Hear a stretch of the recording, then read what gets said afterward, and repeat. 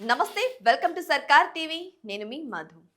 Pan India star Prabhas, Nag Ashwin combination లో వచ్చిన కల్కి 2898 చిత్రం ఎంతటి ఘన విజయం సాధించిందో అందరికీ తెలిసిందే. వైజయంతి మూవీస్ బ్యానర్ నిర్మించిన ఈ చిత్రం ప్రపంచవ్యాప్తంగా 1200 కోట్ల కలెక్షన్ సాధించి ఇండియన్ బాక్స్ ఆఫీస్ వద్ద అత్యంత కలెక్షన్ సాధించిన చిత్రాల్లో ఒకటిగా నిలిచింది. ఈ ఏడాది జూన్ 27తో ఏడాది పూర్తి చేసుకున్న ఈ చిత్రానికి సంబంధించి సీక్వెల్ గురించి చర్చ నడుస్తూనే ఉంది. ఇక సీక్వెల్ ఎప్పుడు మొదలవుతుందా అని నాగ్ అశ్విన్ ని నెటిజన్లు తరచూ ప్రశ్నిస్తూనే ఉంటారు. ఈ క్రమంలోనే ఈ ప్రాజెక్ట్ కి సంబంధించి కీలక అప్డేట్ బయటకు వచ్చింది. తాజాగా ఓ ఇంటర్వ్యూలో పాల్గొన్న ఆయన కల్కి సీక్వెల్ కి సంబంధించి ఆసక్తికర వ్యాఖ్యలు చేశారు. ప్రస్తుతం నా దృష్టంతా కల్కి సీక్వెల్ మీదే ఉంది. ఈ ఏడాది చివరి నాటికి దాన్ని సెట్స్ మీదకి తీసుకెళ్లాలన్న ప్లాన్ ఉంది. ఇక ఫస్ట్ పార్ట్ ని మించిపోయేలా తీస్తేనే ప్రేక్షకులు సంతృప్తి వ్యక్తం చేస్తారు.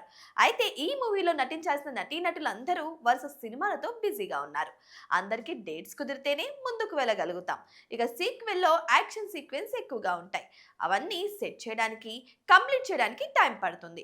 ఇక పోస్ట్ ప్రొడక్షన్ మరింత సమయం పడుతుంది.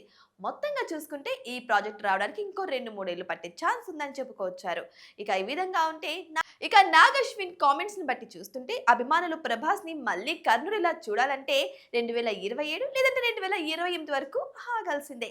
ఈ ప్రాజెక్ట్ కి సంబంధించి స్క్రిప్ట్ వర్క్, ప్రీ ప్రొడక్షన్ పనులు నెమ్మదిగా సాగుతున్నాయి. ప్రస్తుతం సెట్ వర్క్ జరుగుతున్నట్టు తెలుస్తోంది. ఈ వర్క్ పూర్తయ్యాకే ప్రాజెక్ట్ కు సంబంధించి పనులు వేగవంతం కానున్నట్టు సమాచారం. ఇక ఫస్ట్ పార్ట్ తో విజువల్ పీస్ ఇచ్చిన నాగ్ అశ్విన్ సెకండ్ పార్ట్ ని మరింత ఆకర్షణీయంగా తీర్చిదిద్దేందుకు ప్లాన్ చేస్తున్నారు. మొత్తానికి ఈ ప్రాజెక్ట్ తో మరోసారి భారత సినిమా స్థాయిని ప్రపంచానికి చాటి చెప్పడానికి నాగ్ అశ్విన్ సిద్ధమవుతున్నారు. సెకండ్ పార్ట్ లో ప్రభాస్, కమల్ హాసన్, అమితాబ్ బచ్చన్ మధ్య ఎక్కువ సన్నివేశాలుంటాయని గతంలో ఓ ఇంటర్వ్యూలో అశ్విని దత్ చెప్పుకొచ్చారు. ఇక కొత్తలో ఒక రికార్డుల ప్రభంజనం.